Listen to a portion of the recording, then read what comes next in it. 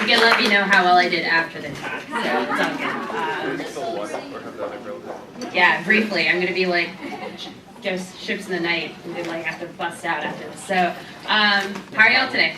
Good? Good? Yeah, so kind of like, so I can just get an understanding show I had. So I like, I work in video games, and that may not be a real business to any of you, but it's a pretty big business, so it's bigger than movies now, so.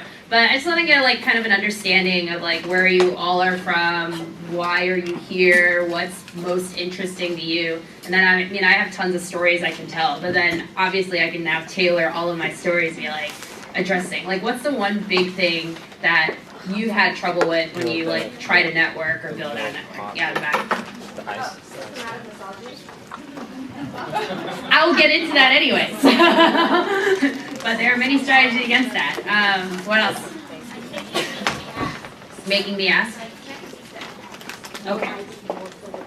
I see. So getting to your goal. It's like, okay. It's like goal setting. I will also cover that. So, yeah, and like, it's like, and I think we get a lot of, any other big questions and all that stuff, so. I'm sure you have like, I'm sure you're thinking of those questions. Well, like, we should talk about systematic strategy. So how do you, and differentiating goals. I mean, those are all pretty similar, right? I mean, I don't know, as someone who's worked in technology, especially in video games, it's very common for me to be the only female usually in the room, especially when you're making a lot of the decisions, negotiations, establishing relationships with a lot of executives and all that stuff. Very common when I'm in a summit at Las Vegas. And usually it's like, hey, let's go to a club and then let's go to a strip club. Well, you get a lot of those things going on. But there's ways to kind of actually, obviously there's strategies, there's ways to kind of present yourself. How do you deem yourself in a professional manner so that you can still be working with part of the group and at least build really good relationships, but at least set them on your own terms. So that's kind of like what I'm here kind of to talk to you guys about is kind of how did I find myself in this position? How do I kind of leverage that, but at the same time, how do I conduct business, establish relationships on basically a foundation that I feel that it's like a great foundation to build, but also to get the goals and obviously accomplish your objectives. And so once again, my name is Koh Kim. I'm on the Google Play Business Development team. I lead a lot of our our games outreach among independent game developers who we deem as influencers. So a lot of it is how to identify the next Candy Crush Saga, Clash of Clans, a lot of those guys. And so I work with tons of people across the board, travel world, yeah. It's a life, you think it's a life. No, you live in a plane a lot, so. But that's not the point. The point is how do you basically build a network really fast, but how do you leverage that network to accomplish your career development goals? So let's really begin. Just a little bit about myself. I'm a big gamer. I've played video games since I was probably 4 or 5 years old. When you are part of a first generation Asian immigrant family, you have a lot of, especially as an eldest daughter, you have a lot of restrictions and rules imposed upon you. So I used a lot of games as a means of escape, as a means to kind of explore what's possible, but also how do I accomplish in the odds of improbability. But I guess like for one thing, it's cool is I accomplished a childhood dream of visiting Valve in Seattle. It's probably Portal. It's the thing. It's short from Portal. I don't know how many of you are gamers, but yes, visiting that and meeting the writers and the creators is kind of fun. So, but then yes, so I work in Google Play. I do a lot of our events. I work with basically game developers all over the world. I do a lot of events, establish our brand strategy, or basically our messaging, branding to the developer community, and also the influencer community on the world. So that's just me in Copenhagen with a big game jam of 500 students. So I was up for 48 hours. That was kind of fun. Making a game is actually very difficult to do in 48 hours. So, but that's the other thing. But the thing is that I actually just don't play video games. There is a life outside. I do not sit and play League of Legends all day. I don't have that time. So, but I like to do a lot of other things because everything's about balance, right? Like there are other parties. We have our friends. We have our family. I like to travel. I really take this hobby. Work gives me a great opportunity to travel the world. I love learning new languages, and then I love connecting to new people. And so this was a kind of a time when I went to Kilimanjaro by myself. I actually didn't plan that much. I only booked my flight there. and back. I figured out everything else while I was there. But I successfully ascended Kilimanjaro. I don't know how that was probably the most difficult thing I'd ever done in my life. But the point is I like being active. I like doing other things. I like having fun. I'm just like any other person, any other like female out there, you know, just want to enjoy life, have a really good career at the same time, but then be able to enjoy and personally and like appreciate that I was given these opportunities, but then also be able to explore outside of that. So in the end, what have I learned? What is like kind of the first thing that I want to establish? That everything is really a game. This is something I've quickly realized, like when I started doing a lot of this stuff. There are players, there are rules. Some of those rules could be bent. And also situation, context, how people understand the rules. This is all very different, right? So this is something I've probably quickly have realized as I started on my career, is that life isn't fair. Everyone set of rules, they're obviously kingmakers and all that stuff, and once you quickly realize that, then you can actually kind of break it down and figure out how to kind of win that game. But it's actually all about not winning. So let me just start off with, this is my two brothers. The one on the right is my youngest brother, Andrew. He's actually coming here to SF to intern this summer. And then my one on the left is the other one, it's Jason. Like to point out that it's Jason. People get them confused. So he's like the youngest other one. And it's one thing is like I've grown up all my life with two younger brothers. We've played games all the time, like anywhere from like basketball to football to even the board games. We played a lot of Risk. But a lot of things to understand. It's always very fascinating to see how boys of different ages understand and interpret rules versus us. And it's very different. I don't know if you've actually noticed that when you're in your business meetings or you're in, like when you're talking to your manager, or you're talking to your partners or coworkers, and even your friends and family. Like, it's actually very interesting to see. They think about things a lot differently. Like, if you tell them what is your goal and what are your goals, like in most cases when you talk to like a male, they actually think very short term, and they ask you, hey, clarify. But if you talk to a female, they'll go into tons and tons of things, right? So it's a very different, I would think, mentality, and that's actually very important to think about. Is that everyone interprets things very differently, and then as soon as you understand and kind of figure that out, you can actually kind of use that to your advantage. Because I almost really feel like we're better able to process multiple kind of ways to interpret things. And so this is what we call you've called in the back, systemic misogyny. The red dot and tons of gray circles. This is kind of my reality. This is my reality when I'm working here. This is what happens when I work at industry conferences. This is what happens when I work with meetings, like clearly, usually the only female in the room. And I'll go into like one story is that I've actually spent a lot of time in Asia last year. I was building out a lot of our business development teams for mobile in Korea. And we actually, which is great, if you think about the mobile market, Korea is about number 2 or number 3 in terms of revenue for mobile gaming around the world. The amount of money they spend is kind of mind-boggling to probably most of you. You think the best way I'd like to put it is that a casual gamer in Korea is probably a lot more hardcore than someone who plays a first-person shooter. So someone who plays a match 3 game in Korea is spends a lot more time playing that game versus someone who's played Call of Duty in the US. That's just to kind of put things to perspective if that's how immersive, how deep that game market is. But what's interesting is because that gaming market has been very, very old, and if you think about the cultural context of Korea and a lot of these Asian businesses, all of them are male. There's a lot of hierarchy, there's a lot of rules, there's a lot of customs that you have to abide by in order to do your business. No deals have been signed within a meeting. It's all fluff. Everything's signed under the table during business dinners after hours, and usually under tons and tons of alcohol.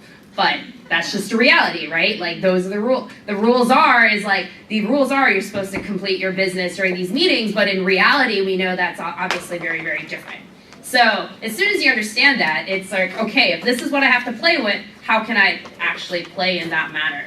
So really, I break down every situation, every negotiation into 4 components. And this is like actually a lot of game theory tenets that you get, is that really you just have to kind of evaluate every situation by first, who are the players? Second is what type of information is available, not only to you, to ourselves, but also to each individual that's out there, that's each player that's actually involved in the game. third is like all the actions that you can take. Like, so what are your actions that you're allowed to take? Like, what can you, like, what are some of the decisions? Inaction is also an action, if you think about it in one sense. But it's to think about, like, not only what action can I take, but how is my action going to affect another player, in which in turn will obviously, you know, determine what their actions are going to be. And then the last thing is kind of like, what are the payoffs? Like, what are your results? Like, what do you think or hypothesize what those results are? And so actually before every single meeting that I have with my developer, every single like contract negotiation, I've always laid out every one of my deals in this way. And that's what I come in to be prepared with. Because it's actually very shocking how things usually follow in one of the three scenarios that I've always taught off it. But it actually gives you that much more confidence going into like a meeting. And so I'll just kind of go through like each of the individual stuff. So kind of who are the players? So breaking it down. So these are kind of typically the people that I tend to work with. On the right, you can notice there's a lot of guys. So these are game developers I typically work with of varying like abilities, very technical. You know, they can kind of ask me questions about, hey, like, how do I integrate this API into my like game engine platform of choice, right? And then they'll actually try and really be really direct with the questions that you have. And it's really up to you, and that's why being prepared matters, right? Like, you need to kind of predict what types of interactions that you're going to get. And then also, like, and then on the far right is just like an industry conference, but it kind of shows you the environment that's in. It's usually very loud, usually very dark, usually can't hear anything very well. It's really hard to, I mean, that's just varying degrees of like what like working in the game industry is like. You have to be very flexible, right? You have to be able to understand if these are kind of the environments that our players are in or they're used to, then how do you kind of differentiate? How do you like change your approach, right? Like, if I'm in the dark and with among a lot of people, I'll probably not say, hey, like, let's talk about very sensitive things in this environment. It's just not very conducive to like building relationships. So I'll be like, you know, like, I think it's great that you're showing me this game, let's follow up. So it's kind of like, that's kind of like how you would understand the player situation.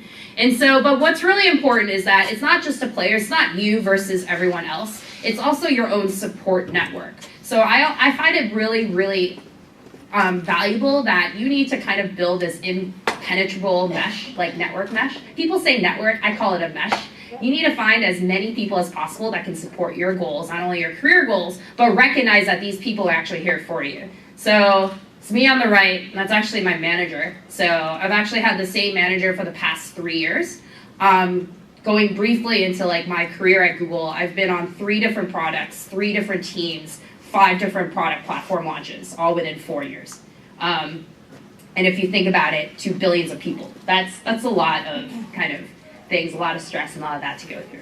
My first year at Google was never really anything of a fairy tale. I started out in marketing. People think working at Google is like the awesome thing in the world. Actually, it's, you know, there's another side to all that stuff. It's not really that thing. Let's just say, to keep things short, is that the team that I was with, the manager, and like in kind of like the role and function, I realized that I wanted to actually do marketing, or like, you know, I want to do a lot of work. I'm kind of on the execution side, and then I realized like there's a lot more, it's a lot harder to execute on a lot of strategy than initially thought, and like there's a lot of internal stuff to do. So what happened was it was just a misalignment between my strengths and like obviously what their expectations of performance are, right? And once you and that's like really important on like, you need to understand what your own strengths are. It's like, who are the player? Is like figuring out what your strengths and weaknesses of each of the player are. And that always begins with yourself. So for me, I've always been very strong in 5 things. High level creative thinking. I'm very biased towards action. I tend to follow the rules are meant to be guidelines. I'll ask for forgiveness later and I'll take action. Not a lot of people are like that, right? But in this scenario, it's like the way that it operated was, hey, first, you have to ask for everyone's permission before you can actually do something. Second, people don't like action biased people, and that's kind of like what's happened is that, you know, understanding what your own strengths are, what happened is my own weaknesses kind of showed up a lot more. They became the differentiating factors instead of your strengths being the differentiating factors. And so that was basically my first year at Google. But it wasn't actually until I found, and like I decided, hey, I'm gonna go switch role, let's look into other teams. And this was actually the time that I met my manager, who then was actually the business development person I worked with to launch the platform when I was on the marketing side. And he was actually very supportive. I actually just cold emailed him, during just one meeting. I was just like, hey, I'm actually interested in exploring other roles. And these are the goals that I have because I understand these are my strengths. I miss the external facing part of my previous role before Google. I feel like I know this industry really well, but I don't have actual relevant functional experience. And I was very direct with it. I was like, this is oh my gosh, this is what I know I'm good at. This is what I really want to get out of this conversation. And I think he really respected that. And it was one of those things where he actually became probably my mentor and probably one of my biggest advocates within the company. Because as soon as I've kind of actually joined up with him, he just kind of made a job offer, but I didn't realize the amount of work that he did internally to actually let me transfer in. Business development at Google, they typically did not take junior people at this time. Usually they had an MBA or a graduate degree, or they had 5-6 years of experience. I had 0 coming in of direct functional experience. Second, a lot of it was he positioned me to each and every decision maker within the internal company of saying, hey, this person actually has a lot of potential. And it's and then this is kind of and he was already kind of setting me up for success. And so it's always important that it's not always about yourself, but B, finding the advocate, not only within the company, but within your mentor network. That's why I always think it's always important to not only find a mentor, find an advocate within your company or within your organization, but find many informal mentors outside of that. And I'll get to that a little bit later. And then, and also your friends. I probably made some of the best friends that I've ever had when I first moved to San Francisco 4 years ago. And they're obviously of all different, and it's one thing where you should get mentors and especially leaders who have more experience than you. But in the end, as you progress through your career, the people that are left are not necessarily the people who are up top, but they're the people who are actually at your peer level or even below, right? Because when you're getting into leadership positions, the way things are going to get done is all going to be based on relationships. It's going to be based on whoever your peer networks is, how strong that your peer relationship is, but also their ability to introduce you to people that can actually help you accomplish your goal. So by necessarily what we mean by who are the players, it's not always the objective, these are A versus B versus C. It's more how do we get A, B, and C to all work together towards that common goal and make them think that goal is actually in everyone's best interest. And so that's actually the picture of the colleagues of my current team we're at in Korea. But that's the thing, it's not just the players of yourself, it's everyone else. It's your friends, it's your managers, it's your colleagues. And so knowing that you have that on our side, now you have the ability to think about, all right, how do I start thinking about what are the rules of the game? So this is what we talk about, the goals, the rules, all that stuff. And, in most cases, in many games, there's always a first place. There's always a winner, right? And this is ironic because I've named this title, my presentation, Winning Game of Influence. It's not really about that. It's in this kind of particular world we live in, it's never really about who's in first place. There are multiple winners, there are multiple losers, but it's a very long-term game. You're not going to win every single argument, you're not going to win every single deal, but it's all about how you're going to position yourself so that 5 years from now you can look back and say, I made progress. And I think that's what's actually ultimately really important, is knowing where you first started from, but then how do you make progress up until that point. And so you're always going to make decisions that are going to be what we call mistakes, failures, or loose decisions. I think a lot of it's just get over it. You the biggest thing is you've learned from it. So, and this is why the game of life have actually made me really angry. One thing is I've talked about my brothers briefly. The one game that we actually had the most debate on, and that we've probably and the biggest sibling rivalry, was all about the game of life. Now, I don't know, I'm hoping all of you know what this game is. Yes. So as you know, this game of life, it's always just it's terrible because it's always about chance. You never know if you're going to draw the card that makes you a six-figure income versus a low, barely minimum wage income. And then also you don't know what type of family you're going to have or if you're going to get all the trust fund buddies. Well, it's kind of nice. We have to understand, yes, life is all about chance. Life, there is many opportunities that, a lot of opportunities will come via chance. But it's up to us to recognize what those opportunities are and what those chances are. And so and then a lot of times it's like we've begun to like never play. I don't think we've ever played this game by the rules.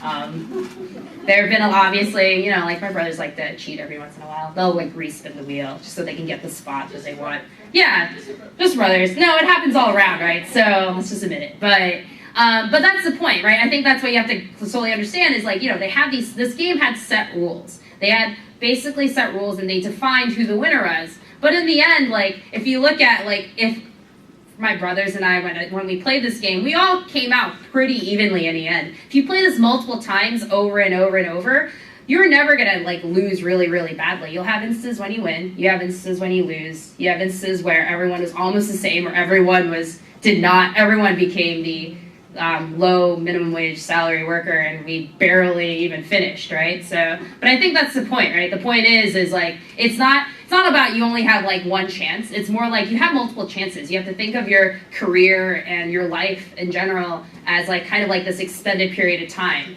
And so you make decisions based on how do you make decisions that you would open more doors instead of closing them. So you always just have to kind of constantly think that. So in the game, it's like a multiple series of games. It's never just, like life is a giant game, but in reality, it's tons and tons of games until like the day that we pass around. So it's just like really, I mean, it's like really Albert Einstein kind of said this better. It's like you really got to learn the rules of the game, but you just have to play it better than anyone else. And so in one instance, when I was working in Asia, I mean, the construct is hierarchy, age. You kind of have to, and then there's also these norms and rules again, like how a female should act appropriately to a male. But you have to think about the players, right? Like for me, like if you think in Asian business culture, you know, being female puts you at a very big disadvantage in terms of respect and whether they actually take you seriously. But at the same time, I was coming in as someone from Google, also from the main office. There's actually a big hierarchy difference if you come from HQ versus a regional office within Korean business culture, or in most Asian business cultures in general. And then also coming in as the first person to come set up a team is another thing. And also it kind of helped that Android was a predominant platform in that region. And so I was almost making their kind of salaries, to be honest, depending on the decisions that I make, right? So knowing that, I've been able to leverage all of that, even despite the fact that I was female. Now I understand that most of you are never going to be put in this position of, hey, go start a business development team under Google's like blessing in a foreign country where you're the predominant platform. Obviously, you're never going to be dealt these cards, but that's the point is that you have to recognize that you have to kind of take into entire picture, like what the context is, what your situation, and what are those rules, and then kind of bend it and leverage them in a way that you can actually make progress towards that. So you can say, like, I have some funny stories.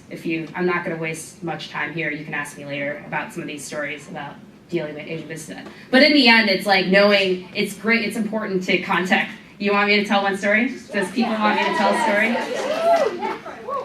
I have tons of stories. Okay, best story. I don't know, this may be inappropriate for the camera. You want me to shut up? You may want to turn it off. I don't know if I want this public. Yeah, it's gonna make one of my business partners possibly miffed. It's okay. We laugh about this in the end. In the end. So let's just say, like, before I came into Korea, I've actually started establishing a lot of these relationships via email and via phone calls. My voice is not necessarily, I would say, gender specific. Actually, a lot of Korean female voices are a lot more higher pitched. It's just the way that they speak. And so whenever I switch to Korean, it's slightly higher, but it's not generally the norm, I would say, in terms of Korean female business speech and all that stuff.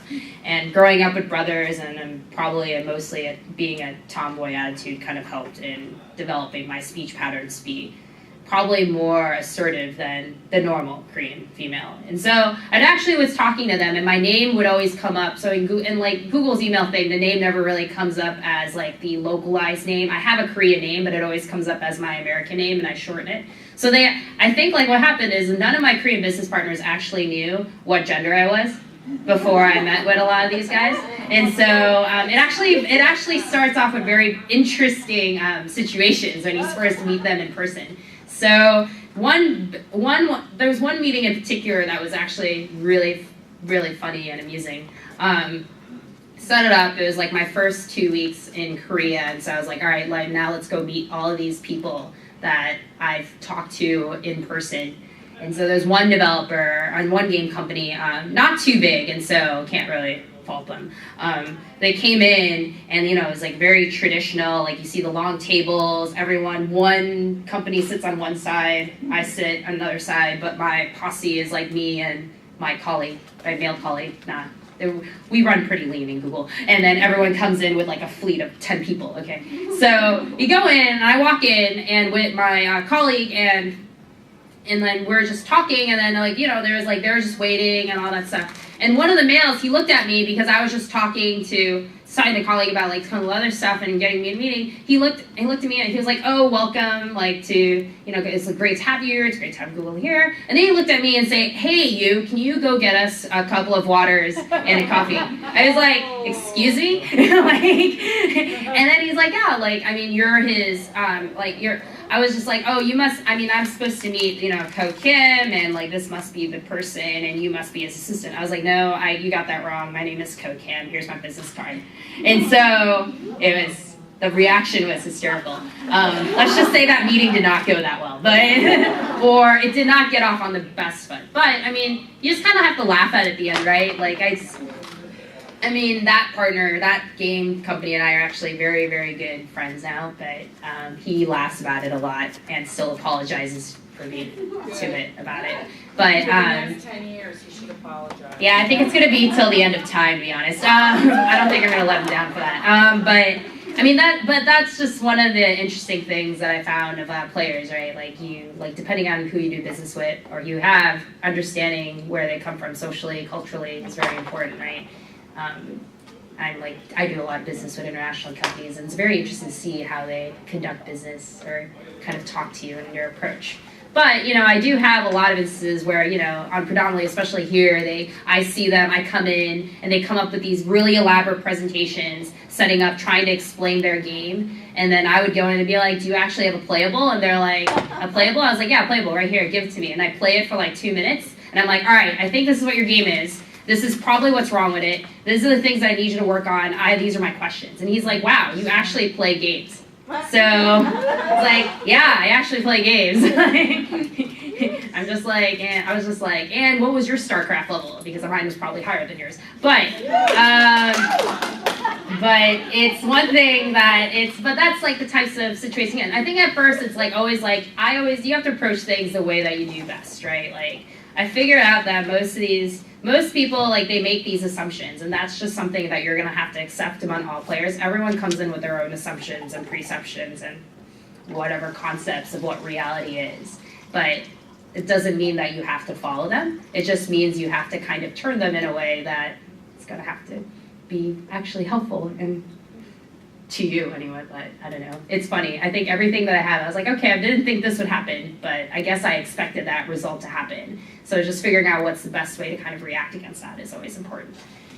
So actions, yes. So in each of those scenarios, there are always actions I can take. One is I can be very offended, clearly in the going into that meeting scenario, multiple meeting scenarios too. Or two, you can take it with a glass of humor and turn it back on them. Now remember, these are executives, and the reason why they basically work in video games or any other tech entertainment industry is they never really do it for, I would say, money. Well, all of them do it for money, but they do it because they like video. They play video. There's a reason why they're working for a video games company, right? There's other better and more lucrative opportunities they could do besides working for a games company, especially at the time, 10, 20 years ago, when it wasn't, I would say, as big of an industry.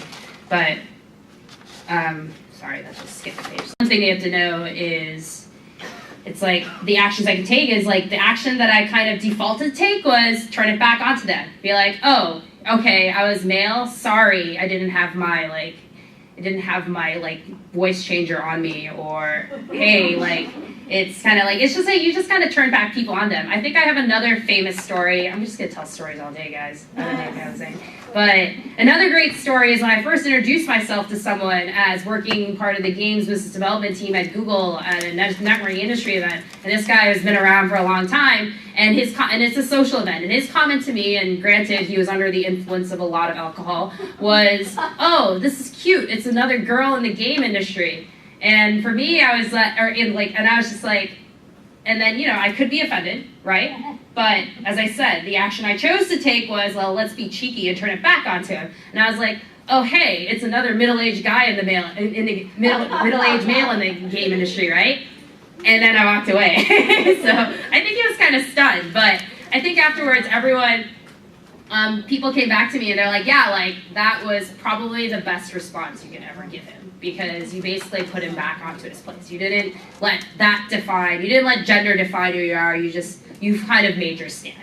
And that was probably the first like 3-6 months. It was very early in my games kind of BD career. It's kind of like establishing, be like, hey, like you have to take me seriously or else I will actually come back and basically put you in your place. And I think that's what a lot of women don't actually tend to do, is that they're afraid to kind of make that stand and do that for themselves. And I know it's really, really hard, right? Because, you know, like if you do make that stand, you kind of are, you're kind of perceived as a very, I mean, let's face it, a very mean person, right? Someone that you don't want to go on. And we don't want to be perceived as really mean people, right? Like I'm sure each and every one of you are really, really nice, really helpful, they really want to, and really supportive. But then, you know, there are situations where you just kind of have to kind of take it a seat. Like, you can't be friends with everyone. That's another thing I had to learn. Like, so, or at least, like, you can try. You can try. I always say you can be civil to everyone. You can't be friends with everyone. So, and so that's kind of like the thing that you have to play off. So that's like the thing. It's like taking action, determining what action that you can take. And so the next thing after that is kind of like, what are the payoffs and the results? Well, payoffs for me were pretty cool. I mean, for me, I like sports. I like Vince Lombardi, don't get me wrong. But a lot of it's just like, you know, I was just like realized leaders aren't born, they aren't made. Like I was not a very assertive person growing up. I was actually very shy. I had 4 or 5 friends. I never really did a lot of things with other people. I played sports, but I was never really I would say, the most outgoing person on the field. I was not the one directing people. I was not the one like kind of taking like leadership positions even growing up. And it really wasn't until like I actually was put in a very uncomfortable situation growing up. My parents had the brilliant idea of taking me out of school for a year when I was 11 and sending me to public school in Korea. Now, mind you, I was living in the US from 2 to 11. And yeah, all of a sudden taking me out and sending me to public school in a totally different country was a fascinating idea. But that's the thing. I don't know if I want to encourage a lot of you mothers out there that may be thinking about that. But it's actually a good idea. I don't regret it. At the time, I thought it was the worst thing ever. I cried. I was homesick. I didn't really know what to do. I had no friends. And then eventually, after like 2 months, I decided, I was like, you know what, I'm here. I might as well make the best of it and have fun with it. Because in the end, I mean, I may not see any of these people ever again, so I might as well go try things that I didn't think I could ever try.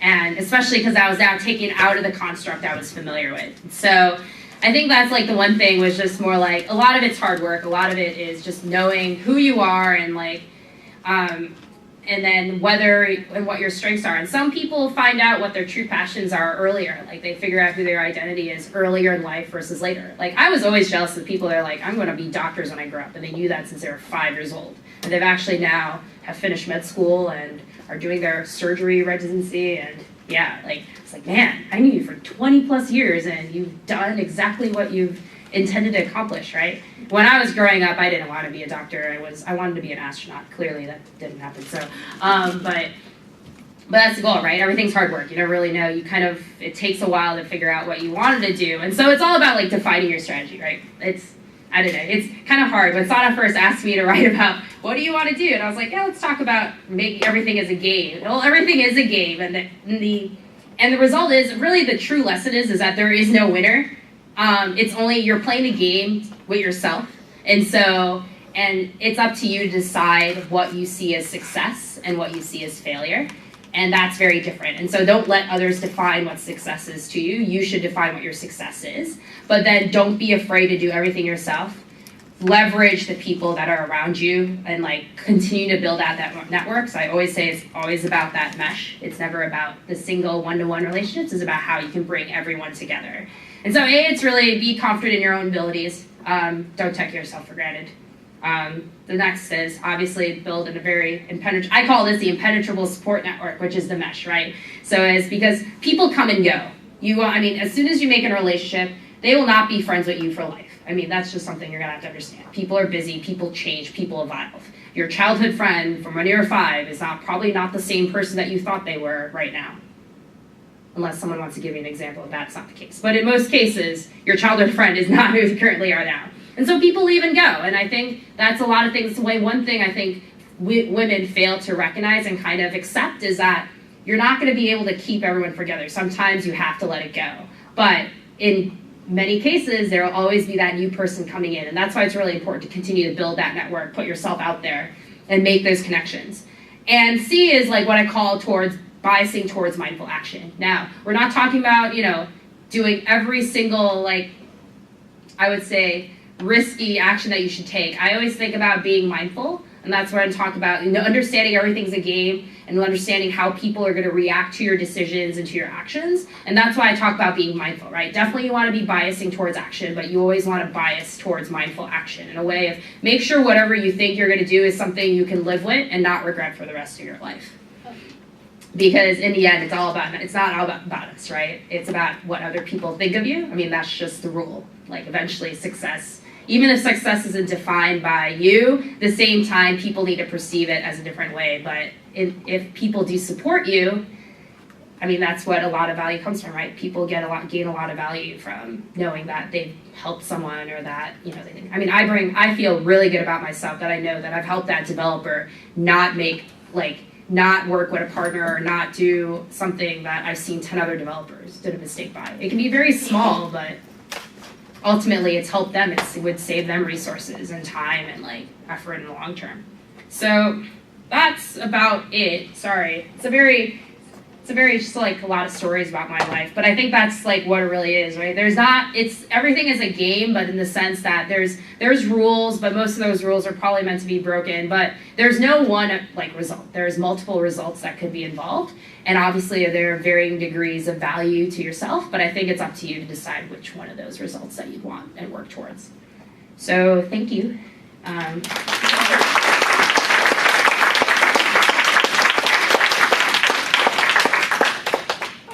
Questions? Comments? Concerns? Sure. What would you say is the best way to convey stories or storytell through gaming? Storytelling through a game. So, what are your objectives defined? I have Going through this something. again. Well, I have something that I created when I was 19 called Stories, Etc. And then ETC, I decided would stand for Equality Through Creativity. That way, it encompasses everyone while retaining individuality. So I suppose my vision is to tell everyone's story and do it in a creative method. And I'm wondering what your opinion is and what your expertise would be on how to implement that within the gaming sphere. Well, I mean, the gaming sphere is all about, it's just learning. One thing is that you have the players, and then you have to understand what they value. And so it's your players are currently your users, right? And then what is that value that you want them to kind of get out of the actual, whether it's a platform, I don't know what this product's going to be, right? So, and once you understand how they're going to derive that value, is all right, if this is how they're going to derive the value, or this is how they're going to perceive it, how do I create a game, or how do I create an application, or it doesn't really, how do I create a product that will actually emit that value? Yeah. So, I think in one case is usually in a lot of creative industries, right, people are, they have their own definition of what success, what their creative vision is. And so what's really interesting is that we live in an era where user-generated content, that creativity, the methods of being creative is, the barriers are not that high. Traditionally, I mean, you needed to have a lot, you need to have a lot of resources, the tools to create art and all that stuff. They were pretty capital intensive, right? But now you can actually take this to the web, you can take this digitally, you can take this mobile, and the ability to create that, that creative product and seeking capital, right? If you look at Kickstarter and then getting distribution, if you look at Etsy and all that, a lot of those things have changed. Those are traditionally very high barriers of entry, but they're able to do this through the online marketplace, right? Sure. And so I think understanding if you're like if storytelling is a medium, right, and that you want to help people create these stories, I think it's understanding of what type of story that you want to like tell, and then also how do they usually deliver those types of stories. So I mean, for me, it's like I tell a lot of stories around campfires, but really for me it was all about like what was that end objective and what did I get out of each of the stories that I shared. And it was always about lessons, right? That's what we're here for, right? We're trying to share our lessons, kind of what our like trials and tribulations were, but in the end, like how did we succeed? How did we rise out of that? Right. So I think a lot of it is just like if you understand what that value is and what particular value you want, and this is where scope is really important, then like kind of like how you want to be very specific and simplifying what that value and that emotion is, then that's when the type of product that you ever would want to build or the method of delivering it is Right. losing itself.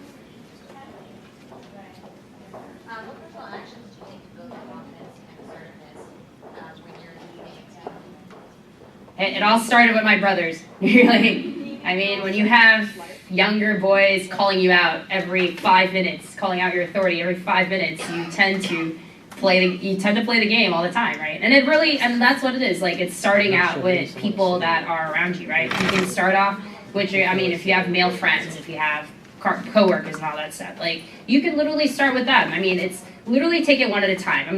No one's asking you to go like persuade 10 CEO boards that you have the right method, that you're right? No, you don't have to jump into that. A lot of it's taking steps towards that goal. So at least for me, whenever I try to present, like I hate presenting to tons and tons of people. It's you think this is easy. This is not very easy for me. So I'm actually scared quite shitless of presenting at I/O in 3 weeks. Anyway, but that's the thing, right? You just got to start out small. So it's like, if you have like someone, your trusted peer, coworker, friend, and all that stuff, it's kind of like try to kind of like think about like whatever the components are, right? Be like, hey, like I want to talk to this friend about X. How should I approach it? How should I like deliver it? What are my objectives? What are the rules that I'm playing? Who are the players? And then what are the payoffs I can get? And so if you can kind of internalize, start thinking about a lot of that first before you make that approach, then you actually find that you automatically start doing it. And then you get more and more confidence about like kind of approaching like someone that you don't, like the mutual friend, right? The extended network, or building up to like your manager, or maybe that your senior VP, right? Your directors and all that stuff. And so it's all about just starting small and then expanding until you're uncomfortable. But eventually, before you know it, you're gonna be able to do it. So Let's give Koh a hand.